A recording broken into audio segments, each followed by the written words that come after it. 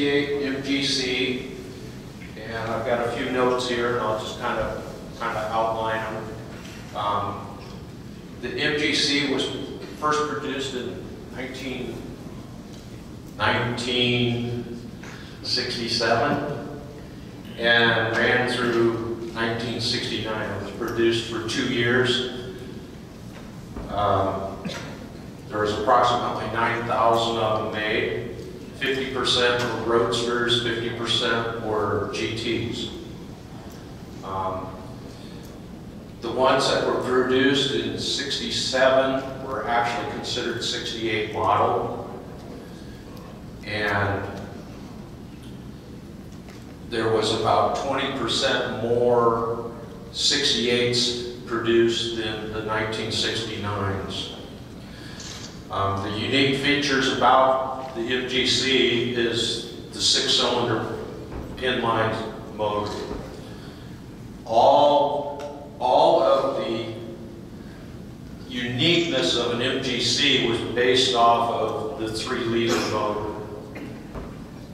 It's a what's considered a C-series motor, and it was used in an Austin Healey. But for this particular car, it's a modified C-series of the motor. The only thing that's similar is actually the size of the pistons.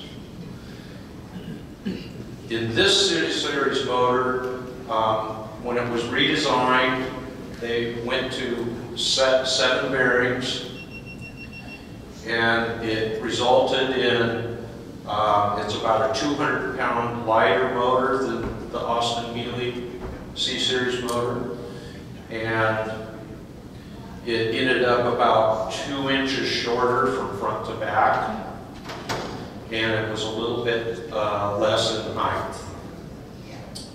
However, with those modifications, it still didn't fit in the MGB shell engine bay. So they had to start modifying the MGBs so that everything would fit. And what they first modified was the suspension to get the engine lower, and then secondly they had to modify the front with the radiator moving it forward. With those modifications, it has a totally different suspension than the MGB. It has what's called a torsion bar suspension. And with the torsion bar suspension, it has torsion bars that run from approximately the front axle all the way back to underneath the seat.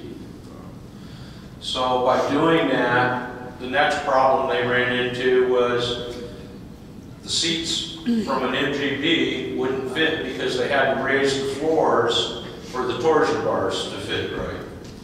So the next modification was the seat heights. So the way they handled that was basically they cut about 1.5 inches out of the frames and lowered the seats. Yeah. So the other modifications were they got the engine in there, and then they found out, well, it still didn't fit. So the next modifications were with the hood. Visually, MGB versus the MGC, that's about the only exterior modification that you're going to notice. This front bump is from the radiator because it's moved so far forward and it didn't fit, so they made the front bump. Then they found, well, the carburetors didn't fit. So that's why the second bump was in there. Let me read my notes here a little bit. The next problems they ran into is the engine produces about 150 horsepower, which is about 50% more than an MGB. So they start going through the drivetrain, and they had to beef up the whole drivetrain. So the first thing is the transmission and the clutch. they had to go to a bigger clutch, and they had to make a transmission that would bolt up to the new C-Series motor. The internals on the transmission are, on the early model MGCs, the same as an MGB. They did offer an automatic transmission in them, and out of the 9,000 of the MGCs produced, approximately 15% of them came with automatic transmissions. It was a Borg-Warner Type 35, which is a very common transmission. They didn't make their own automatic transmission, they subbed it out. Also available was a overdrive transmission. In 1968 models, they came as an option, and very few people bought that option. In 1969, pretty much all the North American cars came in with that option, and you didn't have a choice. So we've gone from the motor producing more horsepower and torque, beefing up the transmission, and the next thing was the drive shaft. They had to change the drive shaft and make it much larger. On the different models, when they were first produced, the press releases weren't very good for an MGC. And part of that was due to they had a very high rear end ratio. In 68 models, they came in mostly with 4 speeds without the overdrive, and then they had a 307 rear end, which made it pretty much a dog. It just didn't appeal to people, because basically this car was introduced about the same time when America was looking at muscle cars like, you know, Mustangs and Barracudas and whatever. So I always consider this as English MG's version of a muscle car, but it just didn't come out that way. So to get more power and feel more performance, that's when they started changing around on the rear end ratios. And they went to a 331 rear end ratio in late 1968. Most of them are in the 69s. At a later date, with the overdrive transmissions, they went to a 370 rear end. And if you ever get a chance to drive a car, an MGC, with the 370 rear end, it's like a hot rod compared to all other ones. It really made a big, big difference. The other things that they had to beef up was, once they got the car rolling and hot rodded out, they discovered it didn't stop so good. So they had to go to Girling to design a brake system for it. The car weighs approximately 400 pounds more than an MGB. So they went to a Girling system with larger diameter brake disc, and they required larger diameter wheels. This car, all MGCs come with 15-inch wheels. A majority of them are wire painted wheels from stock. An option was chrome wheels. This particular car, I have the tubeless type chrome wheels. They're not OEM. I'll open the hood here. I don't know if too many will be able to see. You're pretty far away. But one of the unique things is the North American specs required to go to a dual type master cylinder. Seeing that they went to a servo system, the easy way out for British Leyland was just to put 2 brake servos on this car. And it's very unique because one servo's for the front system and one servo's for the back system. And being an MGC owner, it's one of the biggest headaches there is on the car. They're very expensive to have rebuilt, and they don't work very good. I don't know, you know, why they didn't put more effort into it, but that's the way they did it. And there's very few other cars marketed with dual servos. At a later date, when they made MGBs, I think it was 76, they came out with servo, but it's a single servo and it's right up at the master cylinder.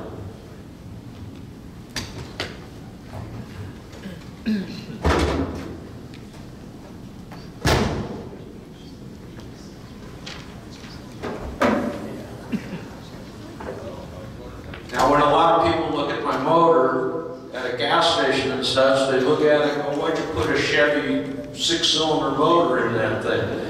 It does kind of resemble that, but that's not what it is. The dual brake servos, one is there and one is over here. The front one's for the front brakes, the rear one's for the rear brakes, but the master cylinder is way over here. Very, very unique. The only other unique things about it, other than from the firewall back, is pretty much exactly like an MGB. The only thing on the rear is it's got an MGC badge, but a lot of people just say, well, it's unique from the firewall forward, and that's pretty much how it is. This particular car is an 8-year-old restoration. It's driven quite a bit. I drove it out from California. The paint is Imron single stage paint. It's not a clear coat over it. All the bright work is original. Nothing's been re-chromed. The car was sandblasted before we painted it. And there's no rust, there's no Bondo. There's one about a quarter-size Bondo where it had a door ding, and that was about it.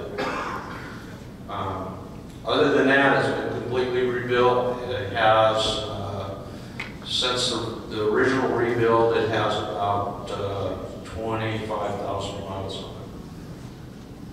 So, does anybody have any questions? What about the handling?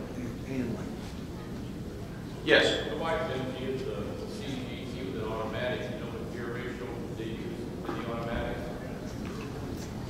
He said, She has a GT automatic. What's the gear You know ratio? what gear ratio they're ready to use? it's probably 3.31. Probably. I can get with you later. You can look at some numbers stamped on it, and I can tell you. Yes? Sir, I've seen some pictures. Do they come standard with dual carburetors or 3? They come standard with dual carburetors. They're 1 3/4 SUs. The 3 carburetor system, they did have factory race cars made. They're called a Sebring race car. And they had what was called a Downton. Made modifications to the whole engine. Yeah, Downton made modifications, and they went to 3 carburetors. They put headers on them. You'll see them. They'll have flared wheel wells. They also went to a spoke type wheel. I have 3 of these, and the spoke type wheels are one very large improvement over the wire wheels on these, because these cars are so heavy, you get a lot of flex with the wire wheels. Like I said, this car weighs about 2,400 pounds, whereas a B weighs, what, 21? So there's a big difference, and the problem with the difference in the weight is it's all up on the front axle. They got bad reviews, like I said, from the press, and some of that was the MG people, I don't think, knew how to handle the weight at the front, and they delivered the cars with about 26 pounds of air in the front tires, and with all that weight, they just didn't handle very well. Most everybody that I know that has MGCs, you can make them handle quite well. There's modifications to do to them that most people do. One is you get updated radial tires. Updated radial tires, and around about 32 pounds of pressure in them. The other thing is they're so heavy, they were very hard on the rubber grommets and the suspension that was made. So if you go to polyurethane, you improve your suspension quite a bit. And also, when the motors are rebuilt, they're very slow revving motors, and a lot of that is to do with a real heavy flywheel of 37 pounds that was discussed yesterday. Most everybody that rebuilds these motors will go to a much lighter flywheel. I had a seminar yesterday. My particular cars, I usually take about 8 to 10 pounds off of them. There was a guy yesterday that's running a 15-pound flywheel, which is half the weight of what the factory delivered. So, and it makes a big improvement. But these cars will cruise all day at 75, 80 miles an hour. They're like made for that. They're not as nimble as an MGB, but if you want a long distance cruising car, they're terrific. Any other questions? Yes. Your car, John, is it a steel dash or a these cars were made right about the time when the U.S. federal requirements started hitting. In North America, not Canada though, the Canadian models came with a metal dash. These have the pillow. They also came with federal smog equipment, the air pumps, yes, and the Gulf valves. It was the early development of them. When they were produced, they produced them about 100 a week. Why do you think MG didn't put the V8 in like Morgan did in 1968? What do you say? Why didn't they put in a V8 in 1968? Well, this car was developed with the Healey's in mind. The Healey's stopped production in 1967, approximately the same time that this car was being produced. When in development of this car, Healey was also developing the same car. And they had two teams developing two different prototypes. And Healey developed a prototype with his old four-cylinder motor in it. And the head people looked at the two cars and said, we definitely want a six-cylinder motor. To answer your question, why they didn't go to a V8? They didn't have anything available really. At that time, the Buick V8 for the Rover wasn't available to them. There was another six-cylinder, I think it was Australian motor available. It was about a 2,500 cc motor, but there was some politics involved with the Australian company, and they decided not to use it.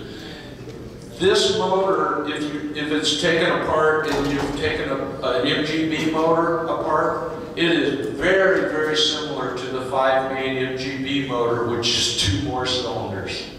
Very, very close. Like I said, the only thing that's different or that got carried over from the Austin Healey straight 6 C series motor is the piston size. You're mentioning the people look at it and say, why'd you put a Chevy engine in it? There is some connection between the 18, the B-Series motor and copying the design of the Chevy Stoneboat. So I understand there is some connection there. That very well could be. One of the things about a 6-cylinder motor that a lot of people don't realize is they're very, very smooth. They're probably the smoothest motor you can get. This motor in this particular C, I've had it balanced, and then I had it balanced as a rotating mass. And it's by far the smoothest motor I've ever had. And the reason for that smoothness is when you have a cylinder up at the top on the cycle, you don't have any cylinder at the bottom of the cycle. All the cylinders are always 120 degrees apart. Whereas most motors, V8s, 4 cylinders, you're 180 degrees apart. So it runs very, very smooth. These motors, for some reason, they don't rev as high as an MGB motor. Their red line on them are about 500 RPM lower. One of the other uniqueness things I said that I didn't cover is the instrument gauges on the inside are a little bit different because the red line on the tack is approximately 500 RPM lower, and they also have a 140 mile an hour speedometer. Top speed on these cars are 120. I've never had them up to 120. 50-year-old car going 120 is not my idea. There are quite a few guys over in Europe that do still race. One guy's name is Sean Holmes, and he actually develops a lot of parts for the motors, but they're racing parts. They don't really fit the U.S. market that well. Parts availability on them.